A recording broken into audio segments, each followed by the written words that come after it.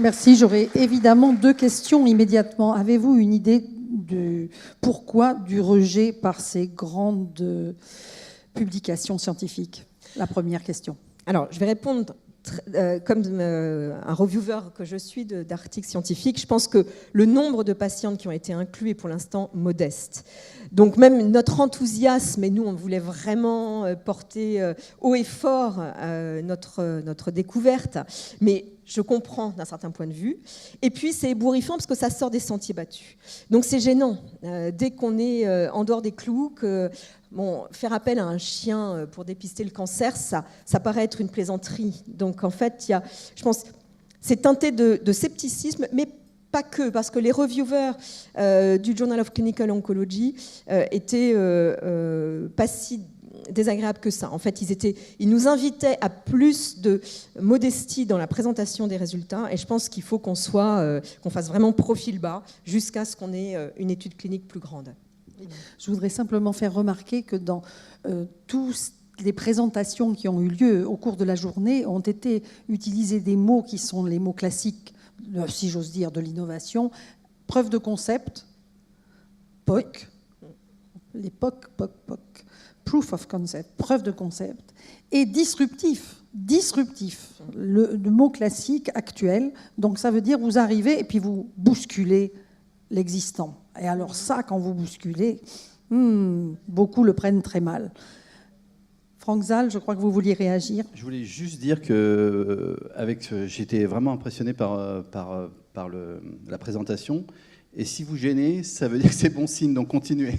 Je transmettrai à Isabelle, mais Isabelle doit rencontrer Franck, parce qu'Isabelle, là aussi je ne peux pas m'empêcher de le dire, elle a inventé un brevet pour des pansements, parce qu'elle s'occupe donc, comme je vous le disais, de plaies cancéreuses. Vous ne pouvez pas imaginer le calvaire que vivent certains patients atteints de cancer qui ne sortent plus de chez eux tellement ils se sentent mauvais, tellement leurs plaies sont difficiles à porter. Donc ils savent que leur vie et leurs jours sont comptés, mais en plus, ils ne peuvent plus vivre normalement. Donc Isabelle a inventé un brevet à base de cannelle, et je suis certaine que Franck Zal et Isabelle Fromentin vont aller très loin pour accélérer la cicatrisation. Moi, je suis bluffée par ce que Franck Zal et Marina font, véritablement bluffée. Et là, en vous écoutant, je pense qu'on a à construire des tas de choses encore. Ça m'a donné des idées. Bravo.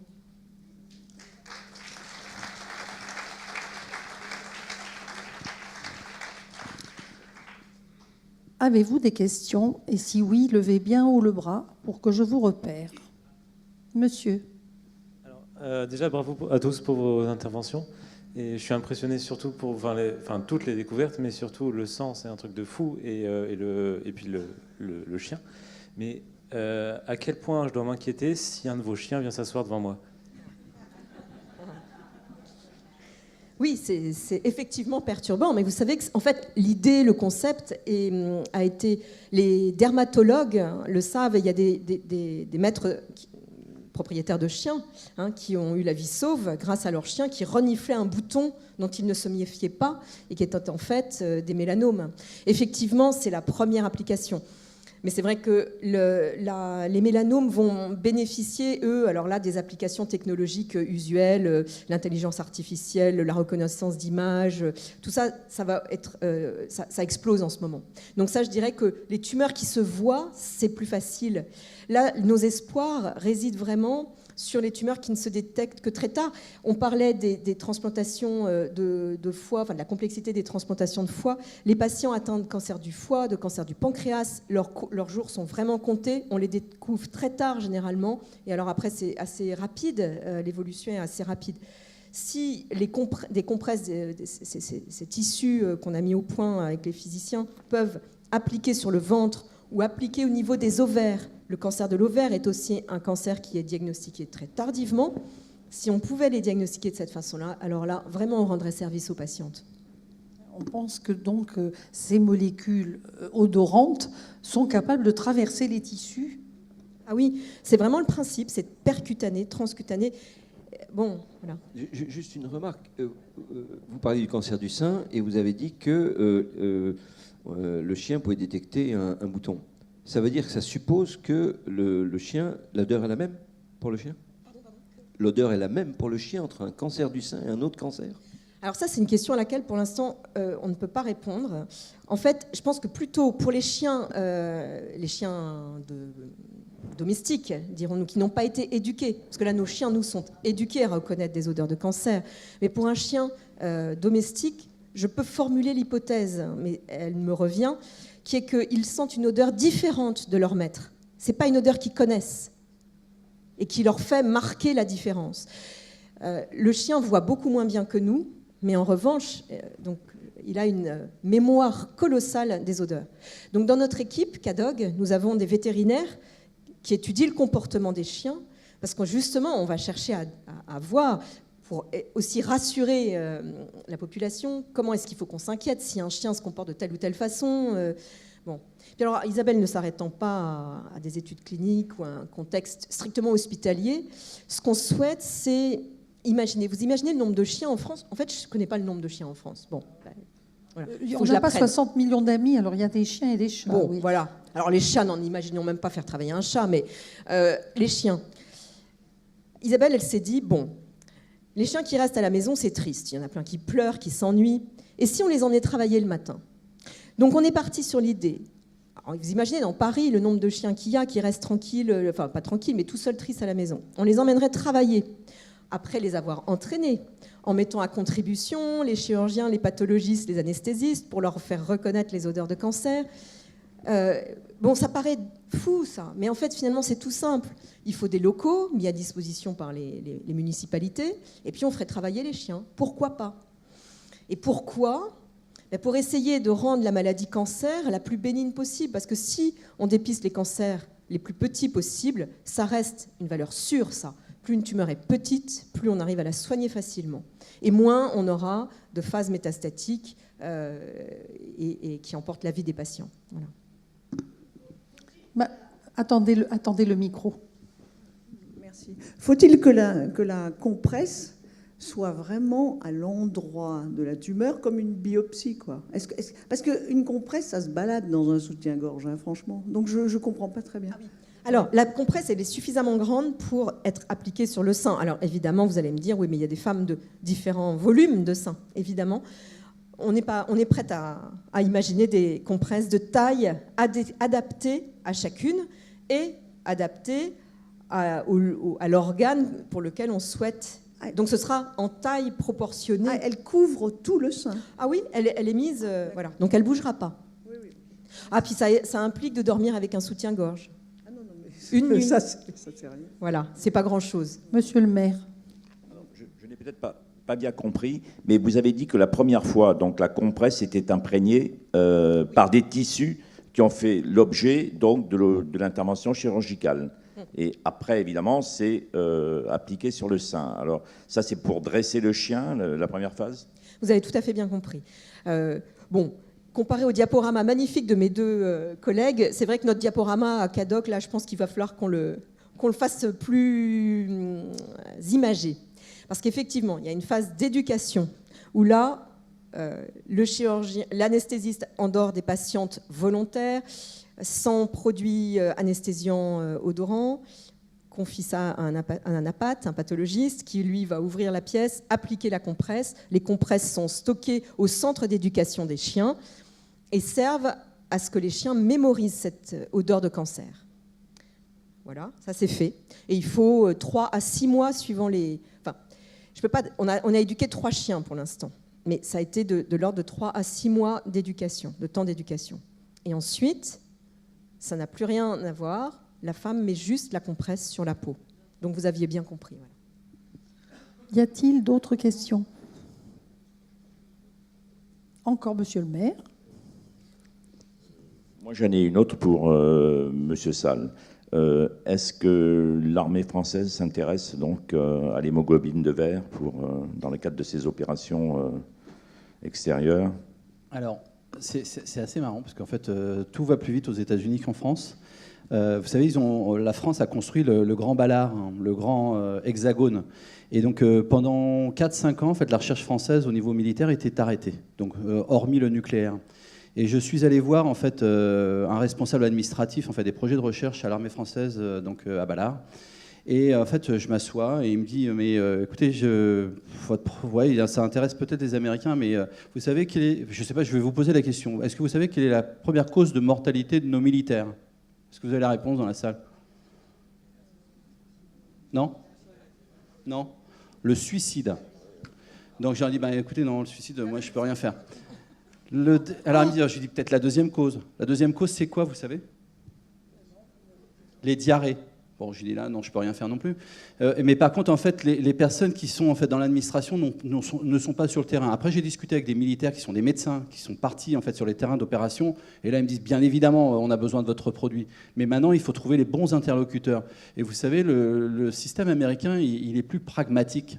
C'est-à-dire qu'on se pose des questions, on essaye, ça marche pas. Mais voilà. Donc aujourd'hui, on n'a pas encore trouvé le bon interlocuteur au niveau de nos armées pour développer le produit. Alors, moi, je pourrais peut-être faire une suggestion. On m'avait expliqué que pour guérir de la dépression, il fallait oxygéner les neurones de l'hippocampe en faisant du sport. Alors là, arrêt Nicolas... Voilà. Bon, je vais aller leur dire.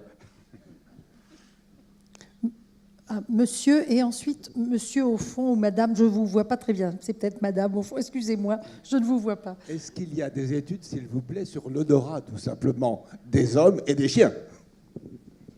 Alors, nous, on sent rien du tout.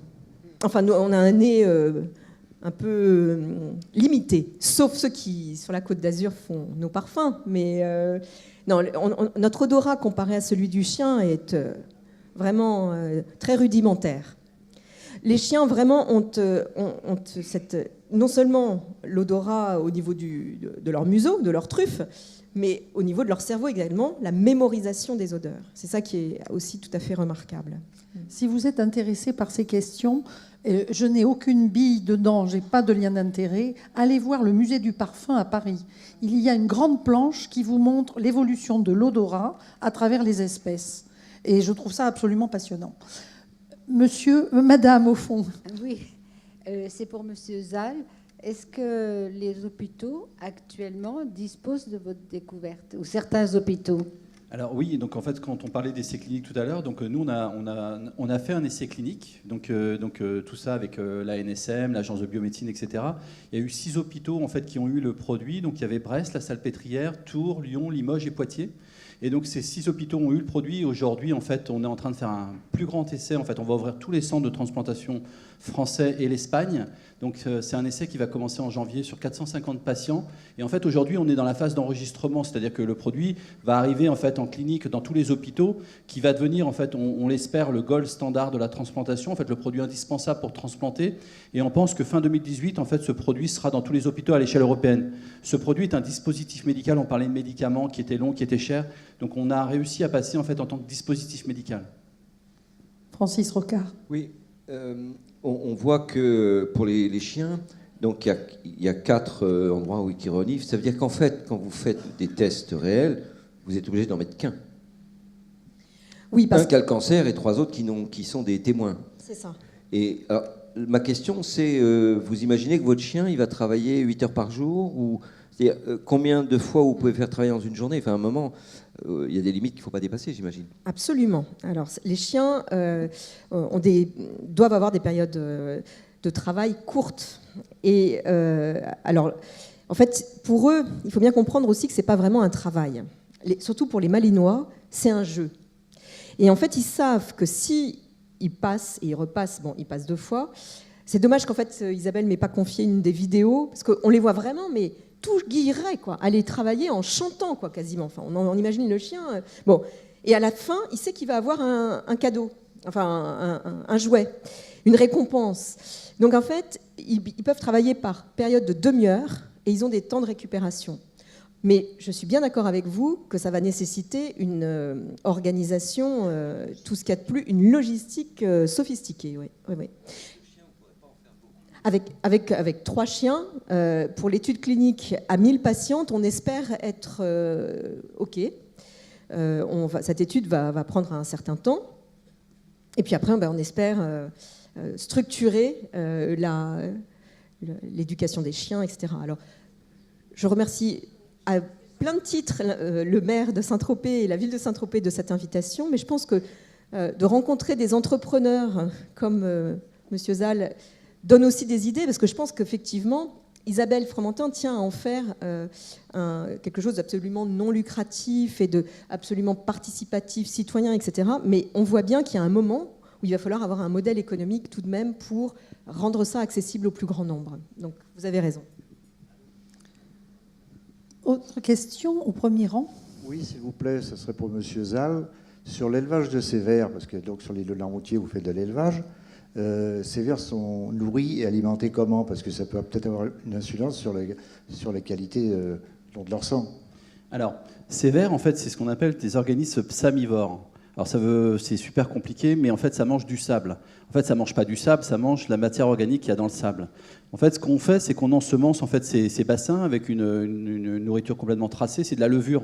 En fait, on ensemence en fait, ces bassins avec de la levure, ce qui va créer en fait, la boucle microbienne, et ces organismes vont se nourrir sur cette boucle microbienne.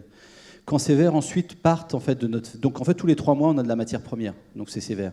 Ensuite, on les congèle et ça part dans un établissement pharmaceutique pour l'extraction.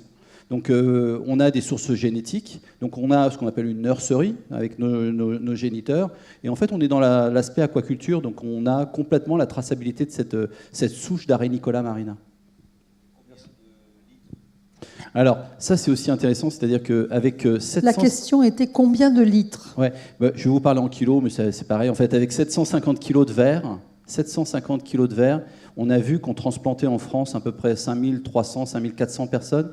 Avec 750 kilos de verre, on transplante tous les Français avec cette matière première-là. C'est très très riche en hémoglobine. Il y a 150 grammes par litre par verre de cette molécule-là, parce que c'est sa bouteille d'oxygène, donc ça lui permet de vivre, donc il est obligé d'en avoir synthétisé beaucoup. Et donc aujourd'hui, on est capable d'en faire 100 tonnes sur la ferme que je vous ai montrée. Donc 750 kilos de verre, on transplante tous les Français. Donc il faudra à peu près 2 tonnes pour transplanter la liste d'attente. Donc vous voyez, donc on n'est pas en pénurie d'arénicole. J'ai une question, je peux poser une question à Monsieur Zal. Est-ce que cette hémoglobine pourrait être un véhicule d'autres molécules? Oui, tout à fait, parce qu'en fait, aujourd'hui, cette molécule, en fait, il y a des cystéines réduites, donc en fait des cystéines libres, des SH, sur lesquels on pourrait fixer des choses. D'ailleurs, on a fait Comment vous appelez ça, des cystéines réduites. En fait, c'est un acide aminé en fait avec un groupe SH sur lequel on a déjà. C'est une clé ou une serrure, c'est ça? En fait c'est un acide aminé réactif qui peut lier en fait des différents composés. Et notamment, on a déjà lié en fait pour la pharmacocinétique des fluorochromes, où on a fait balader la molécule dans les organismes pour suivre justement en fait la pharmacodynamique en fait de cette. Et bien évidemment, on peut fixer sur ces serrures différents éléments. Nous, on les bloque parce que ça ne nous intéresse pas, mais on pourrait les laisser ouverts. Oui. Bon, il va y avoir des start-up qui vont démarrer là. Madame. J'ai une question pour Cécile Le Gallay. Et bravo à tous pour vos interventions qui étaient remarquables. Concernant cet appareil que vous nous avez montré, qui actuellement n'est pas, qu'on ne peut absolument pas implanter sur un patient atteint d'un cancer du foie, admettons. À quel moment on va pouvoir le tester sur quelqu'un qui serait condamné? Est-ce qu'il y a espoir que l'étude puisse avancer? Parce que ça a l'air d'être très intéressant. Nous, dans les négociations actuelles, on va dire avec la NSM, on est confronté à cette réglementation qui nous dit faites des essais chez l'animal. Donc je ne peux pas vous dire qu'on pourra switcher cette étape-là. Si le patient... une décharge. Si vous permettez, je peux réagir là-dessus parce qu'en fait, vous pouvez en fait, mais il faut pas que ça peut pas venir de vous en fait, ça peut venir que du chirurgien. Le chirurgien dit j'ai un patient qui est vraiment en stade terminal, de toute façon il va décéder. Il faut que ça soit en fait un essai compassionnel, et c'est le médecin qui doit directement écrire à Dominique Martin, en fait le patron de la NSM, pour lui exposer le cas. Il va y avoir sûrement des allers-retours, mais généralement, en fait, la NSM peut accepter si c'est vraiment compassionnel, et c'est le dernier stade. Alors, ça ne veut pas dire que ce résultat-là, on va le prendre, on va dire, si c'est positif, on va le garder pour le faire un dossier, parce que ça n'aura aucune valeur, mais c'est possible d'avoir des données comme ça. Ça n'a pas encore été fait? Non, ça n'a pas encore été fait parce qu'on a encore quelques petites étapes à franchir. Et puis, il y a aussi le fait, après, que si on pense à l'usage c'est ce que vous disiez, c'est que ça servira effectivement pour faire un first in man, un beau papier éventuellement dans un journal clinique ou pas clinique, mais ça prouvera quand même rien sur l'efficacité de la méthode, etc. Et ça, on retombe sur des questions très compliquées, parce qu'effectivement, dans le passé, il y a eu des essais qui ont été menés, donc soit dans un cadre compassionnel, et ça a été beaucoup critiqué. Qu'est-ce qui prouve que la personne risque vraiment de mourir? Donc ça, c'est un point. Et de l'autre côté, il y a eu des études sur un faible nombre de patients qui ont été menées, et la critique des autres chercheurs ou des cliniciens a été de dire oui, ces patients ont survécu, mais si vous ne les aviez pas traités, ils auraient aussi survécu. Donc il faut vraiment arriver à mener ça dans un cadre très respectueux de l'éthique et de la législation, pour ensuite dire c'est des coûts. En plus, ça va être des traitements coûteux, il y a un réel bénéfice. Sinon, on risque de faire des essais un petit peu comme ça la petite semaine et on n'ira pas plus loin. Donc c'est pour ça qu'on est prudent par rapport à cette étape qui serait possible, effectivement. Franck Zal. Merci. Oui. Moi, je voulais juste ajouter un mot là-dessus. Ça, en fait, la France va mourir de son principe de précaution. C'est-à-dire qu'aujourd'hui, le principe de précaution, on l'a complètement dévoyé. Ce n'est pas le principe de précaution. Aujourd'hui, c'est la précaution par principe. Donc, en fait, on ne fait rien. Parce que finalement, donc voilà, en fait, c'est nous-mêmes qui nous mettons nos propres bâtons dans les roues. C'est-à-dire que toute cette réglementation, c'est l'homme qui l'écrit. Et finalement, ça empêche d'avancer. Alors, bien évidemment, il ne faut pas faire n'importe quoi. Mais quand on a en fait une innovation comme ça, bien évidemment, on ne connaît pas le résultat. Sinon, elle serait inventée, elle serait sur le marché. Donc, ce principe de précaution, moi, je milite, en fait, et quand je peux, et là, j'ai un auditoire. Donc, si vous avez des députés, monsieur le maire, si vous pouvez faire passer, c'est que le principe de précaution, il faut arrêter, quoi. C'est-à-dire que le principe de précaution, vous savez comment il a été décrit au démarrage? C'était suite à la Mococadis. C'était en fait un principe qui était lié à l'écologie. Bon, bien évidemment, on ne veut pas polluer, etc. Et ce principe de précaution, il a été mis à toutes les sauces.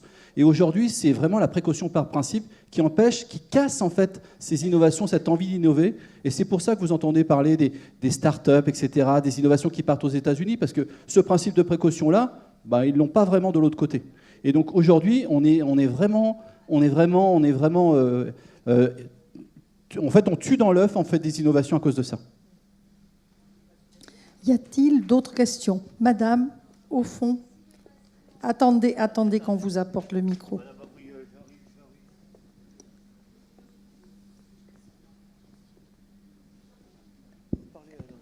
Et même si le patient est volontaire, la loi lui interdit.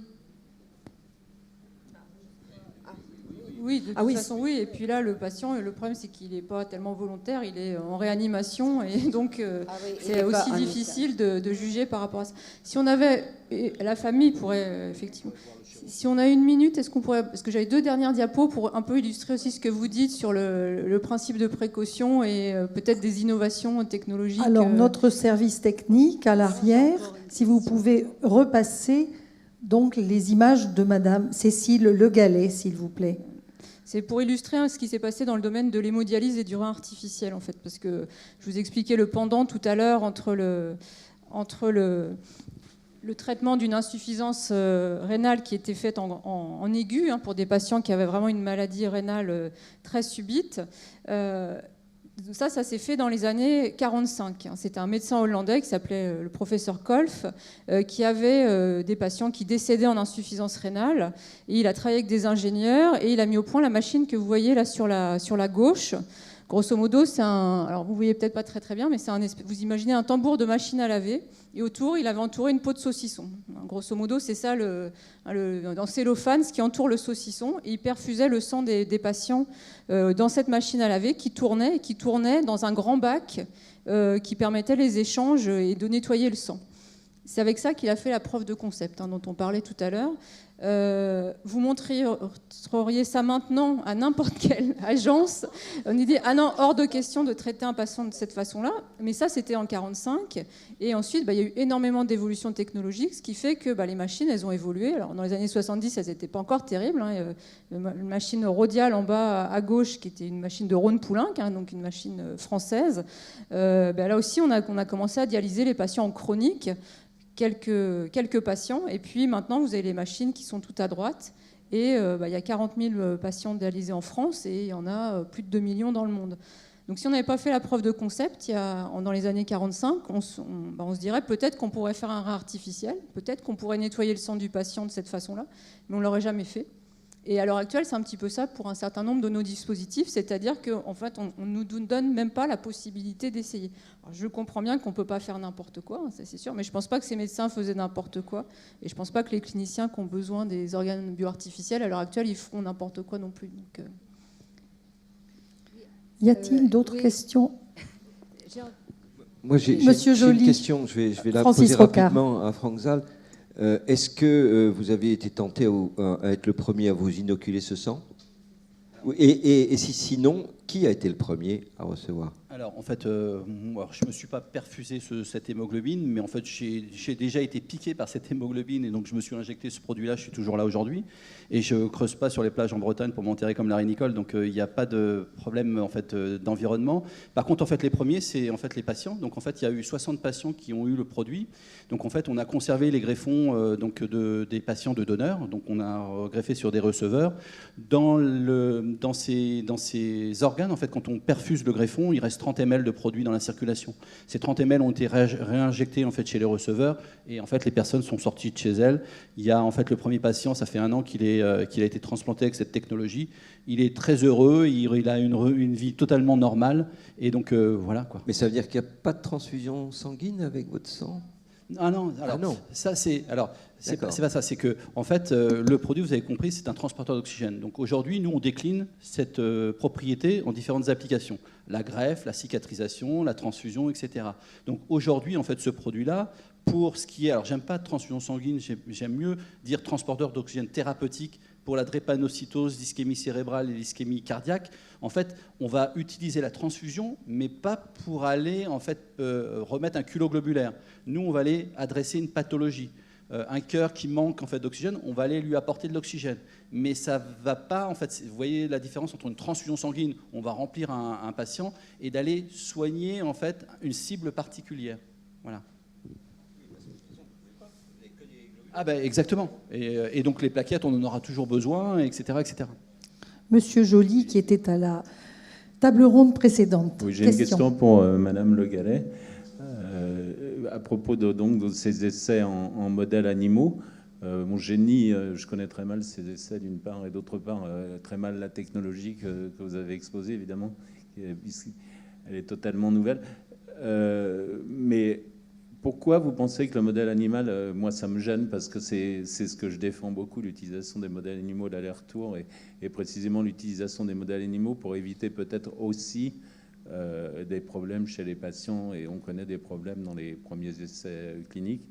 Donc pourquoi vous pensez que ça n'a pas d'intérêt? Est-ce que vous êtes sûr que le virus ne passe pas d'un côté ou que de l'autre côté, il n'y a pas des réactions qui sont entraînées par vos cellules en culture dans l'autre sens?